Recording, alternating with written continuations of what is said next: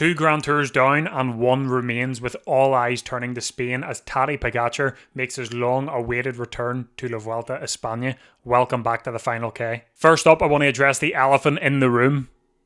We did it. We hit the 1,000 subscriber goal mark, and I just wanted to quickly say, thank you, genuinely thank you. The support since I've started doing this has been unreal, and to hit 1,000 subscribers in my first year and before the final Grand Tour of the season is just the cherry on top. So in this video, I want to give a preview of the race, pick out a few key stages from each week and give a brief overview of them, and then I want to go into my predictions as I'm going to be predicting all 4 jerseys at the Vuelta Espana. So don't forget to like the video, don't forget to subscribe as well. It is greatly appreciated, and I'm going to be live for the Vuelta Espana next week as well, so don't forget to subscribe for that, stay up to date and watch along. But apart from that, as always, let's get into it. So let's have a look at some of the key stages to keep an eye out for in this year's Vuelta Espana. 21 stages overall, 2 rest days, 7 mountain finishes, and an absolute nightmare if you're a sprinter, with very few opportunities for a bunch sprint. That's why there are very few sprinters at the race this year. Right, so the first stage I'm going to say to keep an eye out for is going to be stage 4, the one in Andorra. Starts in Andorra and ends in Andorra. It's 100 kilometers long, so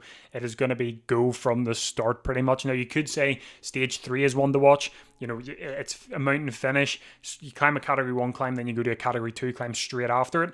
However, I think stage 4 is a much more interesting watch, just because the 3 category 1 climbs up and down, rather than the just big gradual up to the finish. The descents are going to be very key on this one, especially for the likes of Felix Gall, because we know how iffy his descending has been this season. So this one, it could definitely shake up a few. GC guys could potentially catch a few out, because there are a lot of opportunities for an attack to happen. You could see them attack on the final category 1 climb, 9.9 kilometers at 7%, or you could even see them attack on and I think it is most likely going to see the attack on the final climb of that day, the category 3 one, as the final 1.3 kilometers have an average of 8.6%. Now, the last time the Vuelta Espana finished in Andorra was in 2017, and Vincenzo Nibali won that stage. So is another big name cyclist going to etch his name in Andorra here at the Vuelta Espana. Next up is going to be stage 6. Now, this is this. I'm not even joking. This is the stage I am most excited for in this year's Vuelta Espana.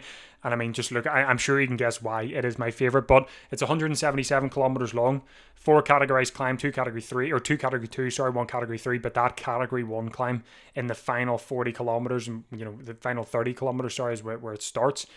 But I think that's a gravel section on it. It says on the Vuelta Espana website, it says unpaved road. So I'm going to go with a gravel section, and it does look like it is a very big gravel section as well. So I'm excited to see how that one plays out. It's not a steep. It's not a steep. It is a very steep climb as well. 9.4 kilometers at 7%. So it is going to be a kicker. And if anyone attacks over the top of that, it's another opportunity where we see the descent down towards the finish, and then there's a flat section of 10 kilometers after the descent. So we could still see more people get caught out there, but I think who I believe is going to attack on that climb and potentially go on to win the stage. But that is the stage I'm most excited for this year, and it's definitely one to watch. And then the last stage to watch in week 1 is going to be stage 9. Look at that absolute brutal climb at the end. What a way to finish off the first week. We've got how many? 6 categorized climbs in this one, 2 category 2, 2 category 3, and 2 category 1. So they thought they would evenly share out all the categorized climbs, but that final climb is, the first category 1 climb, 5.2 kilometers at 9.9%. But that final climb, 21.9 kilometers at 5.8%, with the final 6.6 kilometers having an average of 7.8%. That is an absolute belter of a stage to have before the first rest day. And then, they go into the first rest day, so I think we're going to see, obviously you're going to see Tadej Pogacar attack on this stage, but with all the other GC guys, fingers crossed, I'm hoping for a banger on this one. And I think with that climb at the end, we are going to see a very, very good race. Right, so on to week 2, the first key stage I'm going to say to keep an eye on week 2 is going to be stage 10, the first stage after the rest day. Now, it doesn't look, when you look at it straight on, you're like, oh, a few hills here and there.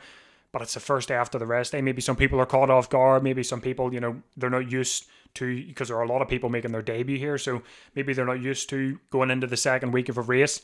But that the last, I'd say, 40 kilometers off this race, you've got a 1 kilometer climb at 8%, then another one right after that, 1.5 at 6.5, then another one, 1.3 at 6.5.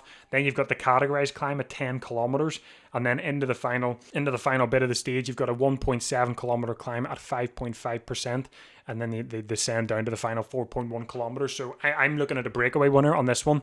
I know with UAE riding in this race and the team that they have brought, I think breakaway winners are going to be, few and far between to see, but I still do think a breakaway is going to hopefully get this one, but I do think you could see a few people potentially get caught out just because it is the first stage after the rest day. Second stage in week 2 is going to be stage 12. Now, I mean, that's just another beautiful looking stage.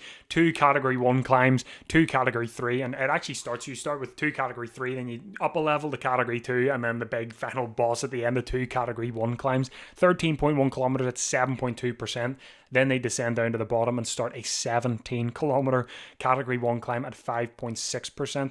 And then there's a 6.6 kilometer section on it that has there's a 6.6 kilometer section on this climb that has an average of 9%. So this is just another stage where the Vuelta Espana is just mountain after mountain after mountain, and if you can keep up, you can keep up. If you can't, see you later.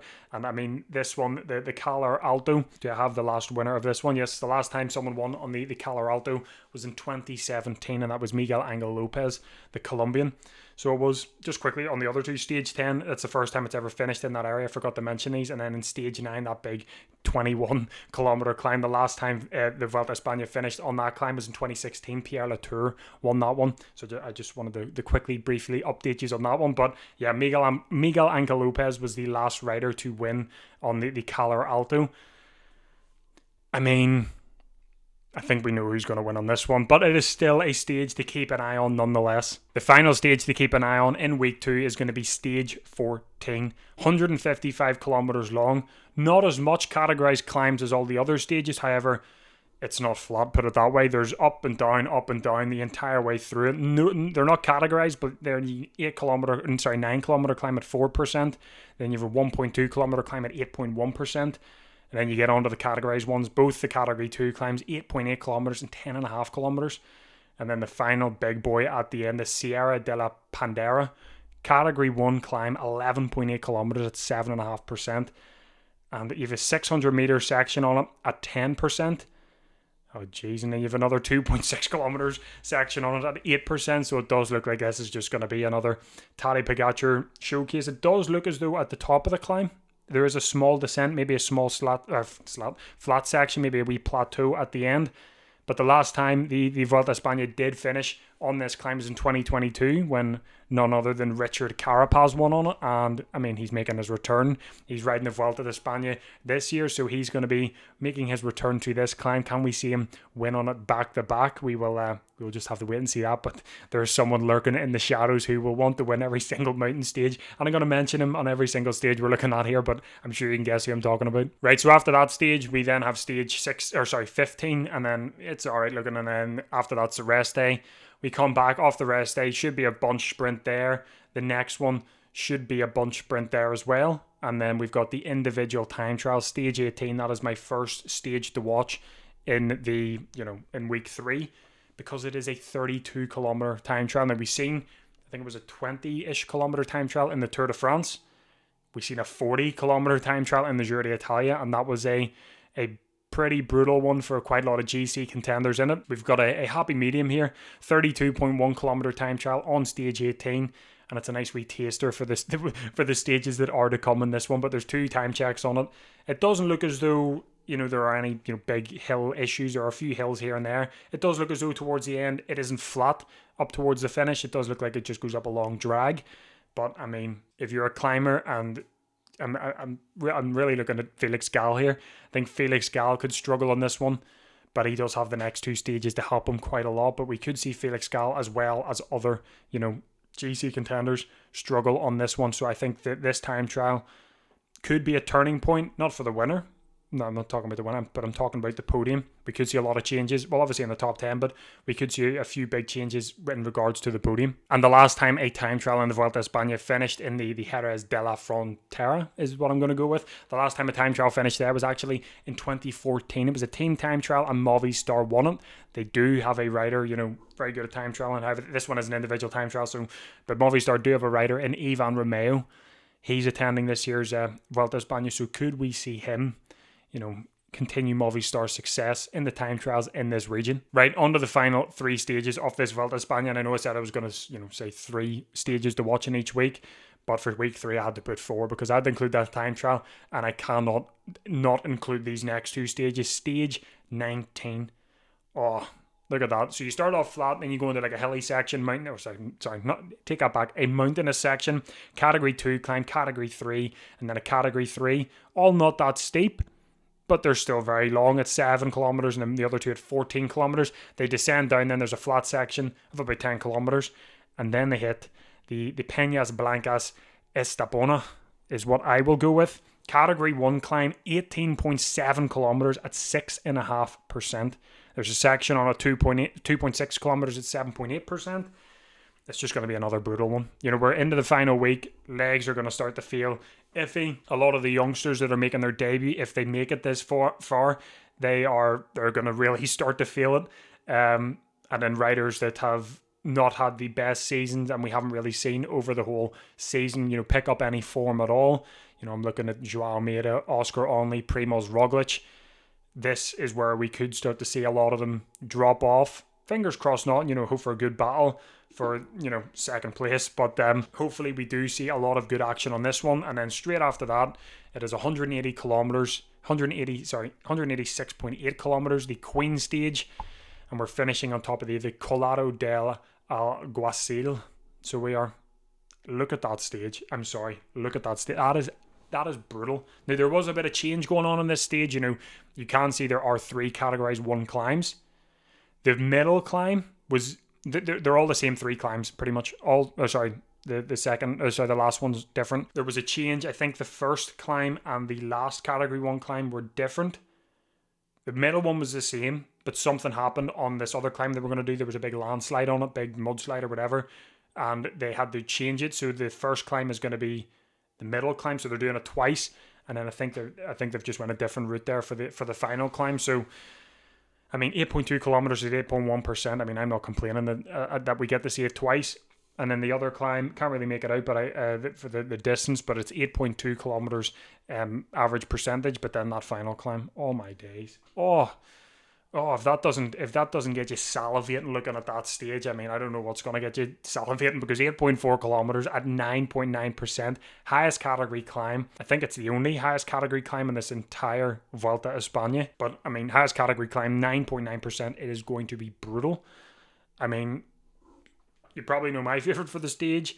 I would like to see it go to a breakaway. I would love to see it go for a breakaway. I just hit the table there, apologies. But love to see it go for a breakaway. But I think you and myself know exactly who has got the Queen stage in his sights. But as always, and I said countless times, we're just going to have to wait and see what happens. But stage 20 is the one you want to watch. And then lastly, I just want to briefly talk on stage 21, because this stage does look very fun. And I've just realised I forgot to mention the other winners from the previous stages. So stage 19 there, I was talking about the last time it was rode in the Vuelta Espana was 2022, and Richard Carapaz won that. Just, quite like this year's stage 14 finish, he won that in 2022 as well. Stage 20, the highest category climb, that is the first time it is ever used, or ever has been used in the Vuelta Espana. Stage 21, the last time someone won in Granada was Adam Yates, so that was the last time someone won in Granada. But looking at the final stage, you can see why I think this is a pretty fun one to watch. You've got the 4 climb the same times, the Alhambra, the big building in Granada, they're going to be doing that. That's at the top of the climb. They do it 4 times, and then they're off to the finish. So it's 2.1 kilometers long at 6.6%. I just wanted to mention it because it does look like it is going to be a very fun wrap up to the Vuelta Espana in the last Grand Tour of the season. Right, so now that the key stages are done, and you're probably saying key stages, you've just rhymed off every single stage. But apart from that, let's move on to my predictions for all 4 jerseys, and let's start with the youth jersey. Right, so this is what my white jersey is looking like. I should also point out there are still about 5 or 6 teams that are yet to confirm their entire squad, which I think is a bit, we've seen it a lot of times this season, but I think for a Grand Tour like that's starting in a couple days, and there's a lot of teams that still haven't even announced their team, I do think it's a bit weird. But there's a few riders on this list that haven't been 100% confirmed for this race. But my white jersey is currently looking as follows: Jarno Vidar, the youngest rider at this race this year.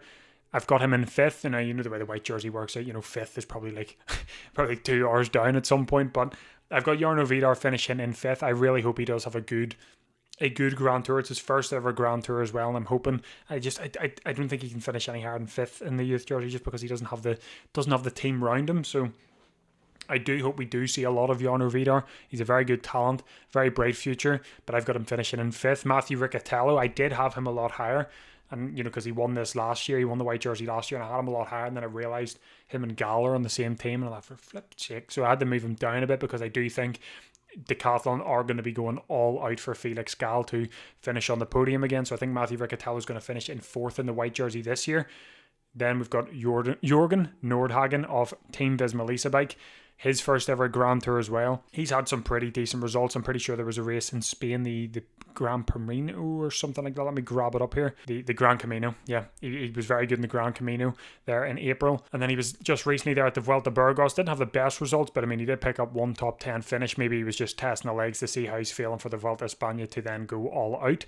So hopefully that is the case. Then I've got Luke Tuckwell. It's a bit of a weird one. Luke Tuckwell is my under the radar. I don't really think he's under the radar anymore, but he's my guy that I think is going to have a breakout Grand Tour. Don't know why. He's another one that it's his debut at a Grand Tour. Actually, I do know why, sort of. I'm going to back it up now. Now, he was at the Vuelta Burgos and did not start in stage 5, so I don't really know what complications happened there, but he did get 2nd in the Auvergne Alps. He was unreal in the Auvergne Alps. He also got 6th in the Tour de Romandie as well. He was brilliant in it. So there's 2 good World Tour races to back up why I think he's going to do well. And then also the fact Primož Roglic is racing at this Vuelta. It wasn't really confirmed. It was up in the air because he did get hit by a car, but I'm glad to see he's racing.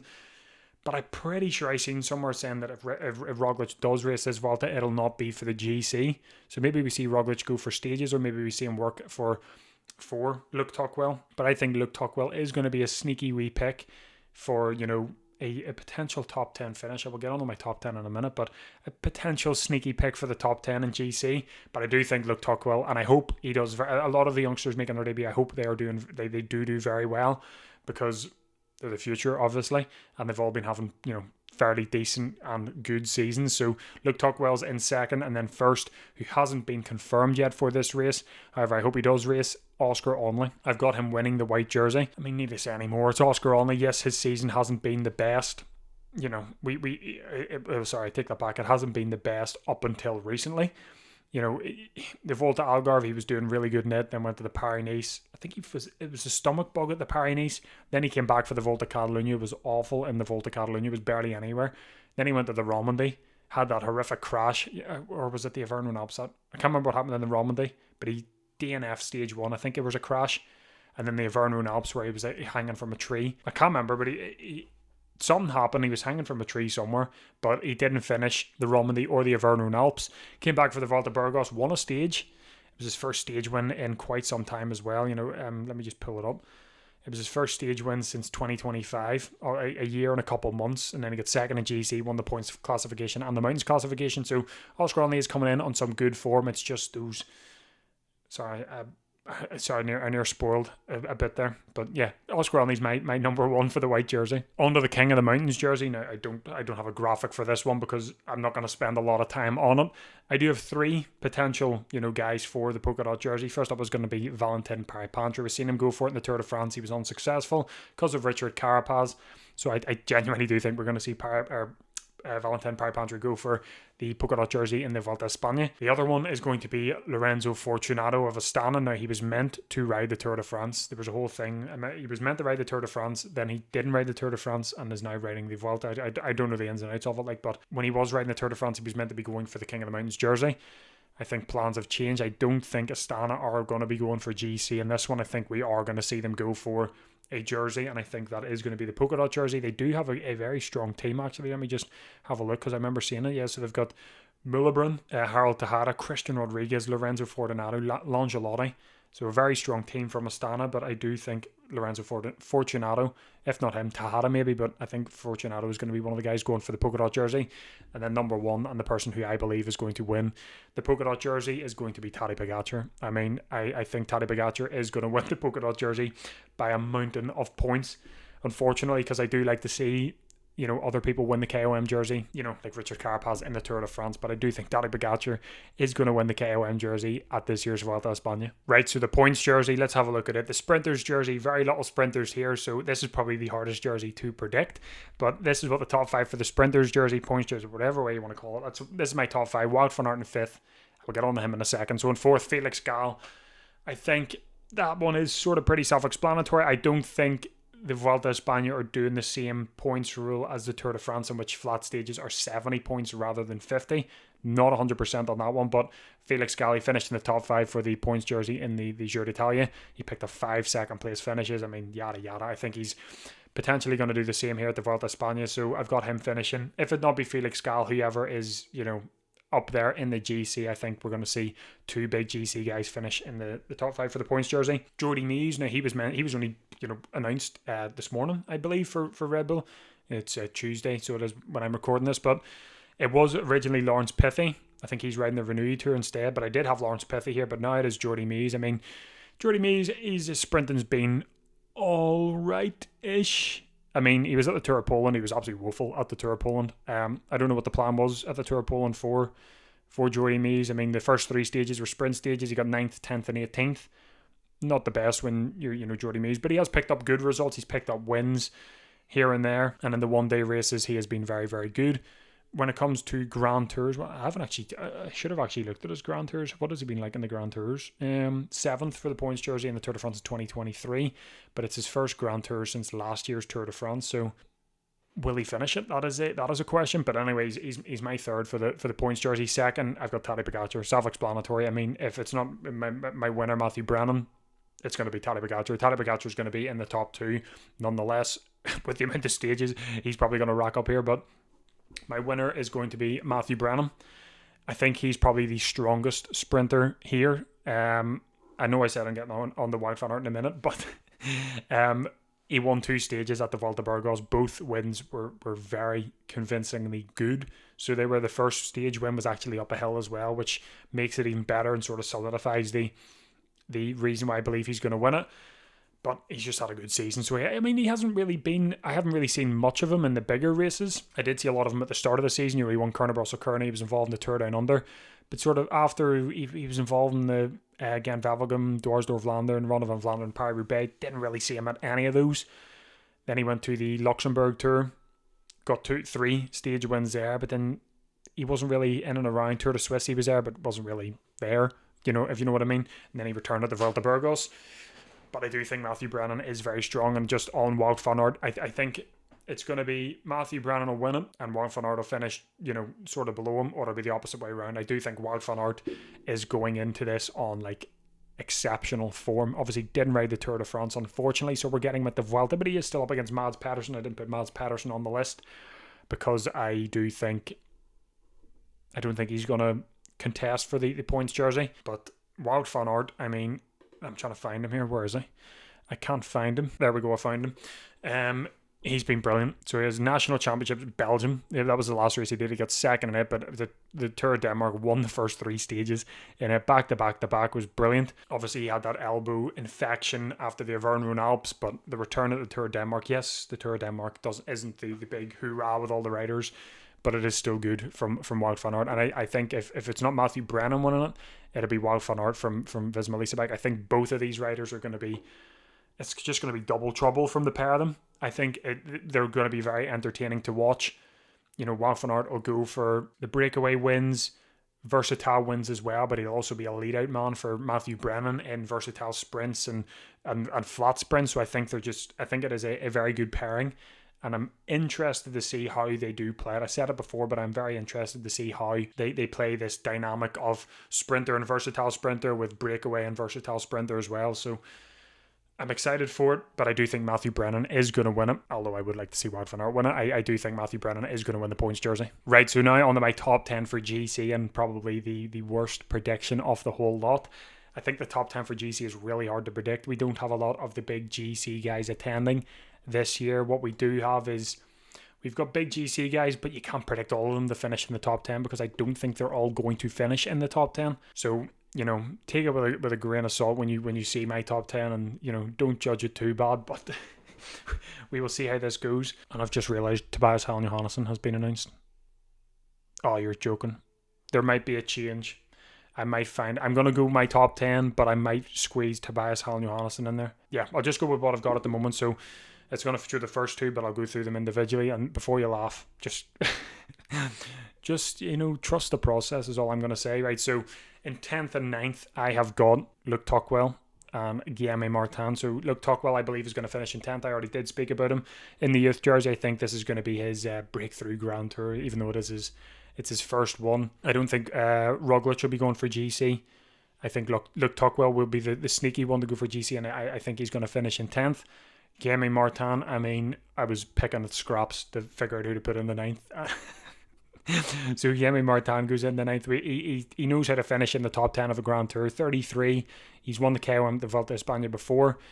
And he knows how to finish in the top 10 of a Grand Tour. He's done it before. He's done it in the Vuelta Espana, even though it was 5 years ago. Let's brush over that. Tour de France 2023, we'll use that one instead. But Guillaume Martin is my 9th. In 8th, I have got Santiago Buitrago of Team Bahrain Victorious, and he's another one where, I mean, his season has been up and down, round and all that. He was at the Giro d'Italia, abandoned after 2 stages, then went to the Averno Alps, abandoned in stage 8. And then went to the Tour of Poland and looked pretty good in the stage 6 with Luis Barret, then dropped. But he's another one. I mean, his best performance is probably the Tirreno, where he got 7th in GC. And he's also won the Trofeo. But, I mean, he's another one, knows how to finish in the top 10 on a Grand Tour before. He's done it in the Tour de France. He's done it in the Vuelta Espana. As you can see, I'm very confident about this list. I get more confident as I go down it. But in 7th, I have got Joao Almeida. Now, you're probably wondering why Joao Almeida is so far down, or you're probably wondering why Joao Almeida on the list. The Tour of Poland is all I'm going to say. Joao Almeida was meant to be the GC guy going into this race. Then Tadej Pogačar got announced, so Joao Almeida kicked to the curb, see you later, mate. But he rode the Tour of Poland, and before that, I mean, went to the he was at the Volta Valencia and the Volta Algarve in February. He was doing good in them, we're looking at building up for a good season. Volta Catalunya, got sick. He was meant to ride the Pyrenees, got ill, didn't ride the Pyrenees, then went to the Volta Catalunya, was awful at the Volta Catalunya. Then went to the Averno Alps, was awful at the Averno Alps, with the illness still being there. And then he took a 2-month break and returned at the Tour of Poland. Stage 5, the first mountainous stage, hilly stage, we were finally going to get to see Joao Almeida and see what sort of form he was in. He hits the deck. Sorry, that was in stage 4. It happened on stage 5. He hits the deck, looks bad after the crash, and then doesn't start stage 5. So I have genuinely no clue what sort of Joao Almeida we're going to get in this Vuelta Espana. I mean, I'm going to say, just because he is a human being, I'm going to say I hope it's a good Joao Almeida, but because Tadej Pogačar's there and UAE are looking really, really strong, I'm not going to say what the other thing I was going to say, but I just for himself, I hope he is feeling good, and I hope he does put on a good performance. I originally thought he was going to podium. I mean, you've got Jay Vine there as well for UAE. He was another one that crashed in the Vuelta Burgos, I believe, and he abandoned it. So there's 2 top lieutenants for Tadej Pogačar crashing and abandoning in their build-up races for the Vuelta Espana. But I do think Joao Almeida will still finish in the top 10. I think his experience in Grand Tour races, especially in the final week, no matter what form he is on, I think his experience will outbid other people's experiences, and he will still manage to finish in the top 10, and that's why I've got him in 7th. In 6th, I have got Matthias Skelmoza. Now, that is an interesting one. I mean, Skelmoza had an absolutely brilliant Tour de France. He got 6th in the Tour de France, and I've got him to finish 6th here in the Vuelta Espana. Back-to-back 6ths. But his Tour de France, I mean, you cannot fault his Tour de France. He went as a domestique sort of for Juan Ayuso, and he like sort of leapfrogged Juan Ayuso in the end. He was absolutely brilliant. Looking at it, he 5th in stage 2, 8th in stage 6, 19 and 20, and then he gets 6th in stage 10. But that individual time trial, I mean, there's 2 individual time trials in this. I think he could cook on them. But that 3rd place finish behind Tadej Pogačar and Remco was a massive statement from Skelmoza, and then to finish 6th in the end. I genuinely, obviously he's rode the 2 weeks. It might catch up to him in the end. I think it's his first ever time doing 2 Grand Tours in the one season. So we'll have to see how that plays out. I do hold out high hopes for Skelmoza in this one. In 5th, sorry, I'm getting ahead of myself. In 5th, I have got good old Enric Mas. Now, Enric Mas is another one this season where I've been like, I mean, where have you been, mate? He rode the Volta Catalunya, and then he disappeared until the Giro d'Italia. Returned to the Giro d'Italia and was woeful. I mean, he got second in stage 11. I don't think he was going for GC. He got 32nd in GC. So I think he was going for a stage when he got second in the end behind Jonathan Narvaez on stage 11. Went to the Tour de Suisse. Wasn't really good in the Tour de Suisse. Went to the Vuelta Burgos though. Picked up 2 top 5 finishes and a 3rd place finish. Got 5th in GC. However, Enric Mas is like Mr. Vuelta Espana. Stick him in any other Grand Tour and he's woeful. Absolutely woeful. Stick him in the Vuelta Espana though. He's like the Spanish Tadej Pogacar. It's a completely different level. Like if you look at his past Grand Tours, Giro d'Italia, I'm working in reverse. 2026 Giro d'Italia 32nd, 25 Tour de France DNF, 24 Vuelta 3rd, 24 Tour de France 19th, 23rd Vuelta 6th, 23rd Tour de France DNF 22nd, Vuelta Espana 2nd, 22nd 2022 Tour de France DNF, 2021 Vuelta 2nd. I mean, he pulls it out of the bag for the Vuelta Espana. Because he's Spanish, because he rides for a Spanish team, they put all their chips on the table for the Vuelta Espana and it just works. I don't think he's going to finish on the podium, but I do think with experience in the Vuelta Espana and, you know, a tiny bit of a season to slightly back it up, but with the recent results in the Vuelta Espana, I think he's finishing in 5th. On the 4th though, could be a surprising one for some. I've got Oscar Onley from Net Company. I was talking about Oscar Onley, and then I sort of stopped myself. So I'm trying to figure out where I did stop myself. But I think I stopped myself at the point where I was talking about going into the 3rd week for Oscar Onley. I think he's another one, quite like Joao Almeida, where he hasn't had the best of the season, illnesses, etc., etc. But we did see Oscar Onley do good in the Vuelta Burgos, which does give me a bit of hope that we're going to see a good Oscar Onley. Is it enough to do the 3 weeks, your first Grand Tour since the last year's Tour de France? I'm not sure, especially with the season he's had. I do think he's going to finish top 5, but I think his experience in Grand Tours before this one, obviously, I think it's going to be another part to play. He's fought for the white jersey before. He knows how to finish in a Grand Tour on a good note, although he didn't win the white jersey in the Tour de France last year. But I do think with his experience in Grand Tours, in that final week, it's just going to carry over and something's going to kick in and he's going to hold onto a top 5 finish. In 3rd, we are looking at Richard Carapaz. What was his nickname? El Jaguar, something like that. But yes, Richard Carapaz, he's been confirmed for the team hasn't been confirmed, but Richard Carapaz has been confirmed. Supposedly, I'm not going to say anything until the whole thing comes out. So if Richard Carapaz doesn't get confirmed, that sort of throws my top 10 in GC up in the air. Richard Carapaz, however, exceptional Tour de France. We didn't really see him until the final week, so maybe he was saving himself for the final week, seeing what the legs are. Well, I'm saying that as if he had the Vuelta Espana in mind. Obviously, he just made the decision after the Tour de France, but he was exceptional in the final week. Obviously, felt good after the Tour de France, knowing that he raced full out for the final week of the Tour, and he sort of had like a wee rest here and there in the first 2 weeks. Then he went to the San Sebastian, gave Remco his lovely lead out, and finished 2nd. But Richard Carapaz, I mean, he said he was going for GC in an interview. However, he did say the team, he doesn't think the team's, don't quote me on this, I could be butchering it, but it's something along the lines of he doesn't think the team is ready for a GC battle just because there is a lot coming back from injuries and knee surgeries and stuff. So I don't know whether we're going to see Carapaz fight for GC. If we do see him fight for GC, I think we're definitely going to see him finish on the podium after that Tour de France performance. And I mean, he does love the Vuelta Espana as well. He's won 3 stages in it before. All 3 were in 2022. And if he doesn't go for the GC, we'll probably see him go for the King of the Mountains and probably win it again.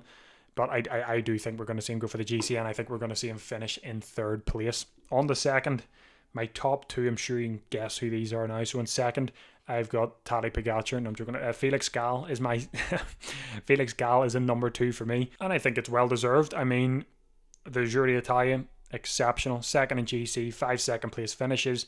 Very, very good there. Then he took a break, a big break after the Giro d'Italia. Returned at the San Sebastian just to, give the legs a good wee workout. Got 18th in the San Sebastian. Then went to the Vuelta Burgos. Won stage 3, went into the leader's jersey, and then won the overall classification at the Vuelta Burgos. And it was his first GC win since 2019. I do think we're going to see another really good performance from Felix Gall. Yet again, the only issues I would say could play into him is his descending. Like I mentioned on stage 4, he could get caught out there. And then the other one is going to be stage 18. that time trial, that 32 kilometer time trial, could catch him out. I think we did see it catch him out in the, I'm just checking here, in the Giro d'Italia stage 10. He finished a decent bit down, like in 32nd.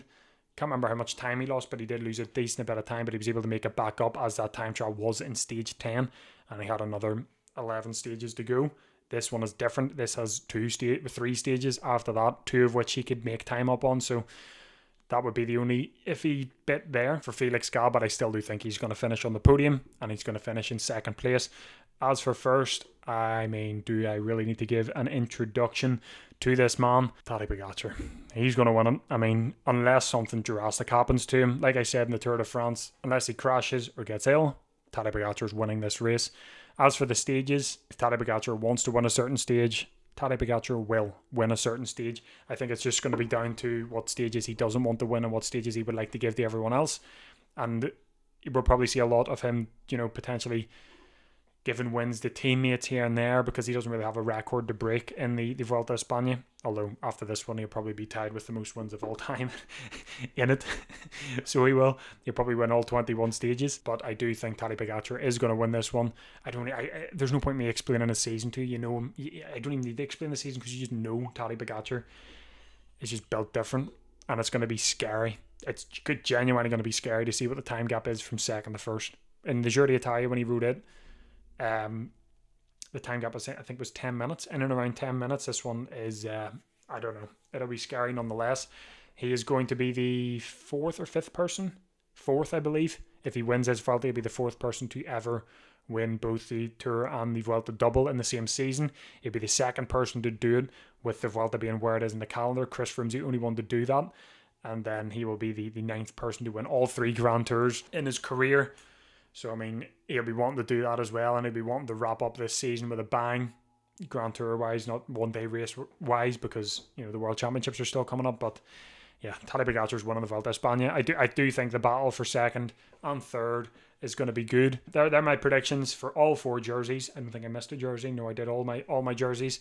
Let me know who you think is going to win this year's Vuelta Espana. Leave it down in the comments below, because I'm interested. Well, sorry, take that back. Take it all back. Let me know who you think is going to finish in 2nd in this year's Vuelta Espana, because I'm interested to see what everyone else is thinking about the podiums and stuff like that, because I have the right idea who everyone believes is going to win it. That is the end of the video. Don't forget to like. Don't forget to subscribe as well. And I mean, just to reiterate, thank you for 1,000 subscribers. It is greatly appreciated. But apart from that, I will see you live for. I should have mentioned, I'm not going to be live for the final week of the Vuelta, unfortunately.